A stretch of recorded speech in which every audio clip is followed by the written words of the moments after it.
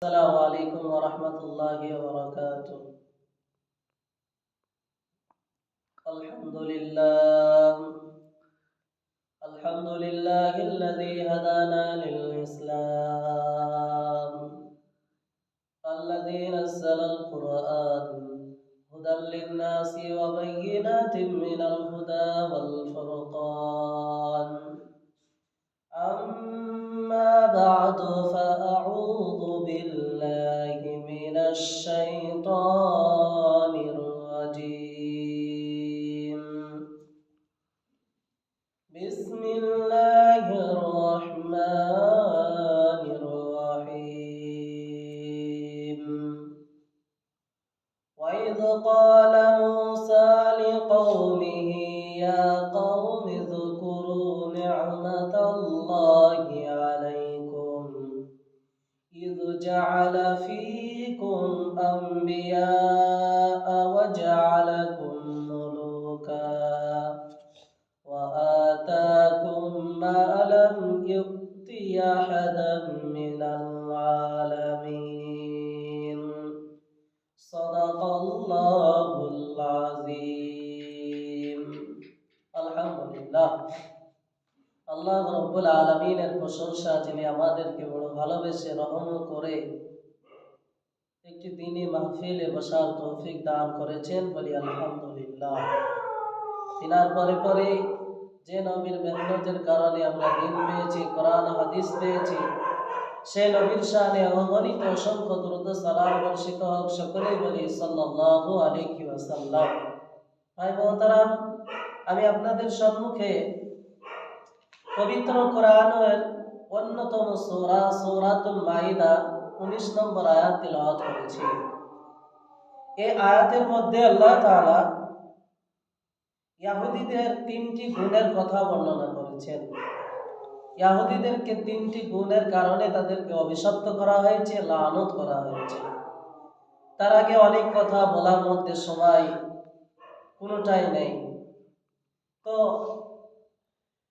এই 3টে কথা আপনাদের সামনে তুলে ধরবো ইনশাআল্লাহ। প্রথম কথা, তারা নাশুকরি ছিল। আল্লাহর নিয়ামতের তারা শুকরিয়া আদায় করত না। তাদেরকে প্রচুর নিয়ামত দেওয়া হয়েছে। সব নিয়ামত তার কোরআনে বর্ণনা নয়, শুধুমাত্র সূরাতুল বাকারা, এই সূরার মধ্যে আল্লাহ তাআলা ওই বনী ইসরাঈলদের কে প্রদত্ত 40টার উপরে নিয়ামতের কথা দ্বারা আল্লাহ রাব্বুল আলামিন বর্ণনা করেছেন। সূরাতুল বাকারা তাফসীরে বায়ানুল কোরআনের মধ্যে আসছে। একবার সিরিয়াল বাই সিরিয়াল 40টা উপরে নিয়ামতের কথা আল্লাহ তাআলা ধারাবাহিকতার সাথে বর্ণনা করেছেন। তো প্রথম নিয়ামত আল্লাহ রাব্বুল আলামিন দিয়েছেন তাদেরকে পরলৌকিক নিয়ামত। তাদের মধ্যে পরস্পর নবী এসেছে, আম্বিয়া আলাইহিমুস সালাম এসেছে। তারপরে তাদেরকে দান করা হয়েছে বাদশাহী, এমন বাদশাহী যেটা পৃথিবীর কাউকে দান করা হয় না। তারা এই সব নিয়ামতকে অস্বীকার করেছে। তাই আল্লাহ রাব্বুল আলামিন বলেন, وَإِذْ قَالَ مُوسَى لِقَوْمِهِ يَا قَوْمِ اذْكُرُوا نِعْمَةَ اللَّهِ عَلَيْكُمْ إِذْ جَعَلَ فِيكُمْ أَنْبِيَاءَ وَإِذْ قَالَ مُوسَى لِقَوْمِهِ হযরত মূসা আলাইহিস সালাম তার সম্প্রদায়কে বলছেন, ইয়া কওমি, আমার সম্প্রদায়, উযকুরু নি'মাতাল্লাহি আলাইকুম, তোমরা স্মরণ করো আল্লাহ তাআলার সেই নিয়ামত যেটা তোমাদেরকে দান করেছেন। ইয জাআলা ফীকুম আম্বিয়া, প্রথম নিয়ামত যেটা তোমাদেরকে দিয়েছেন, পারলৌকিক নিয়ামত যেটা তোমাদের কাছে ধারাবাহিকতার সাথে নবী এসেছে, আম্বিয়া আলাইহিমুস সালাম এসেছে, পরস্পর নবী তোমাদেরকে দেওয়া হয়েছে। আওয়াজআলাকুম মুলুকা, শুধু তাই নয়, তোমাদেরকে বাদশাহী দান করা হয়েছে। এমন বাদশাহী তোমাদেরকে দেয়া হয়েছে। ওয়া আতাকুম মা লাম ইউতি আহাদাম মিনাল আলামিন, যে বাদশাহী পৃথিবীর কাউকে দান করা হয় নাই। এত বাদশাহী তাদেরকে দিয়েছে। এই নিয়ামতের কথা স্মরণ করে তাদেরকে যুদ্ধের ঘোষণা দিচ্ছে। তারা এবার আল্লাহর নবী মুসা কি বলছেন, ইয়া কওমি দুখুলুল আরদাল মুকাদ্দাসাতাল্লাতী কাতাবাল্লাহু লাকুম। এবার আল্লাহ রাব্বুল আলামিনের নবী মুসা তার কওমদেরকে বলছেন, ইয়া কওমি, আমার সম্প্রদায়, উদখুলু, তোমরা প্রবেশ করো, আরদাল মুকাদ্দাসাতাল্লাতী, ওই মুকাদ্দাস জমিনের, আল্লাতী কাতাবাল্লাহু লাকুম, যেটা তোমাদেরকে লিখে দেওয়া হয়েছে। এই আয়াত দ্বারা উদ্দেশ্য হলো, তোমরা যাও ওই যুদ্ধের ময়দানে, যে যুদ্ধের বিজয় তোমাদেরকে দান করা হলো। সুবহানাল্লাহ, যুদ্ধের বিজয় আগেই ঘোষণা করে দেওয়া হয়েছে। তারপরে আল্লাহর নবী মুসা বলছেন, ওয়ালা তারতাদ্দু আলা আদবারিকুম, তোমরা ওইখানে প্রবেশ করার সময় তোমরা যেন পিছনের দিকে তাকাবে না। ফাতানকালিবু খাসিরিন, তাহলে কি হবে? তোমরা খাসারার মধ্যে পড়ে যাবে, ক্ষতিগ্রস্তর মধ্যে পড়ে যাবে। তারপরে মুসা আলাইহিস সালামের সম্প্রদায় এবার বলছেন, ক্বালু ইয়া মূসা ইন্না ফিহা কওমান জাব্বারিন। মুসা আলাইহিস সালামের কওমরা বলছেন, ক্বালু ইয়া মূসা ইন্না ফিহা কওমান জাব্বারিন, এ মুসা, সেখানে একটি শক্তিশালী কওম আছে, যতক্ষণ তারা ওই জায়গায় থাকবে আমরা ওখানে দাখিল করব না। ইন্না লান নাদখুলাহা হাত্তা ইয়াখরুজু মিনহা ফায়াখরুজু মিনহা ফাইন্না দাখিলুন। ইন্না লান নাদখুলাহা, আমরা অবশ্যই সেখানে দাখিল করব না, হাত্তা ইয়াখরুজু মিনহা, যতক্ষণ তারা, সেই শক্তিশালী কওম সেখান থেকে না বেরিয়ে যাবে। ফায়াখরুজু মিনহা, যখন তারা সেখান থেকে বেরিয়ে যাবে, ফাইন্না দাখিলুন, তারপরে অবশ্যই আমরা সেখানে প্রবেশ করব। এই কথা শোনার পরে মুসা আলাইহিস সালাম হতাশ হয়ে গেলেন।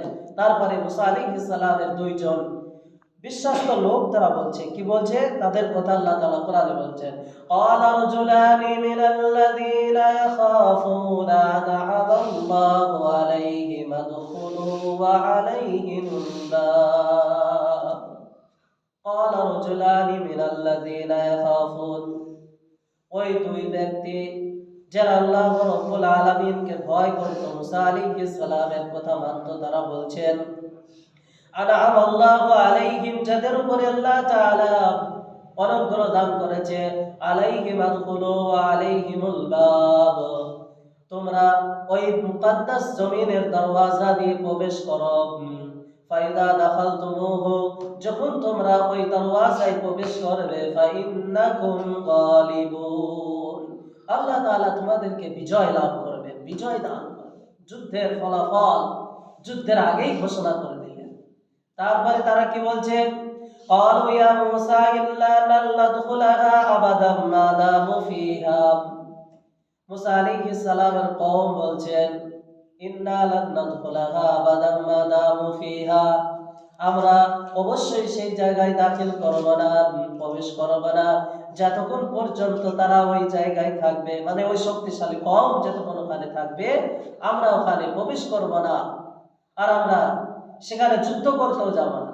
তারপরে তারা একটা অস্বীকার করলো, এবার সীমা লঙ্ঘন করছে। এবার কি বলছে, ফাযাহাবা আনতা ওয়া রাব্বুকা ফাকাতিলা ইন্না হাহুনা কাঈদুন।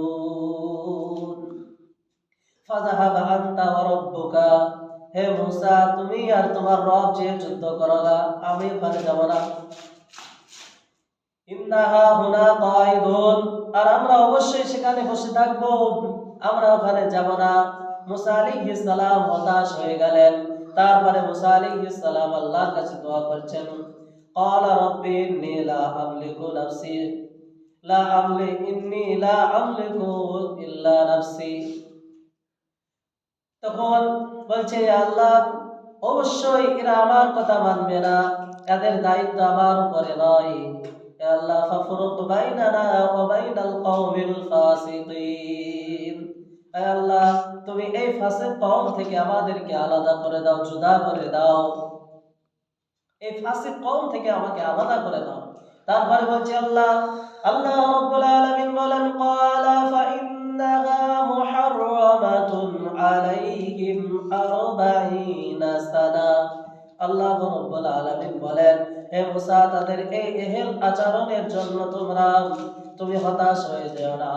ফাইন্নাহা মুহাররামাতুন আলাইহিম, আমি তাদের জন্য হারাম করে দিলাম সেই মুকাদ্দাস জমিন 40 সানা, 40 বছরের জন্য। ইয়াতিহুনা ফিল আরদ, আর তারা জমিনের দিকে দৌড়াতে থাকবে, দৌড়ে দৌড়ে সে জমিনের দিকে আসবেন, কিন্তু তারা ওই জমিন পাবে না, কারণ 40 বছর তাদের জন্য ওই জমিনকে হারাম করে দেয়া হলো। ফালা তাআসা আলাল কওমিল ফাসিকিন, আর আপনি ফাসিক কওমের জন্য আফসোস করবেন না, চিন্তাও করবেন না। এই হলো ইহুদিরা এত সীমা লঙ্ঘন করেছে, এত নিয়ামত দেওয়ার পরেও তারা এই সীমা লঙ্ঘন করেছে। তারা মুসা আলাইহিস সালাম সমুদ্রের মাঝখানে, সমুদ্রের সামনে পড়েছে, ফেরাউনরা ধাওয়া করেছে, তারপরে আল্লাহ নিয়ামত দিয়ে তাদেরকে পার করে দিয়েছে। ফাআওহাইনা ইলা মুসা আনিদরিব বিআসাকাল বাহর ফানফালাকা ফাকানা কুল্লু ফিরকিন কাত্তাউদিল আযীম। সমুদ্রের পানিকে দুই ধারে দাঁড় করিয়ে দিয়েছে পাহাড়ের মতো, তারপরে সেই সমুদ্রের মাছ দিয়ে রাস্তায় পার করে দিয়েছেন। ওয়াজাওয়াজনা বিবানি ইসরাঈল আল বাহর, যখন ফাআতবাহুম ফিরআউন বিজুনুদিহি বাগিয়া ওয়া আদওয়া, এই মুসা আলাইহিস সালামদেরকে পার করে দিয়ে ফিরআউনরা সেই সমুদ্রে পড়ে মারা গিয়েছে। তারপরেও তারা অস্বীকার করেছে, সীমা লঙ্ঘন করেছে। তারপরে মুসা আলাইহিস সালাম দুনিয়ার বুক থেকে চলে গেলেন। ওই দুই ব্যক্তির মধ্যে একজনকে নবী করে পাঠালেন, তাদের নাম হচ্ছে, একজনের নাম ইউসাহ ইবনে নুন আর একজনের নাম কালেব।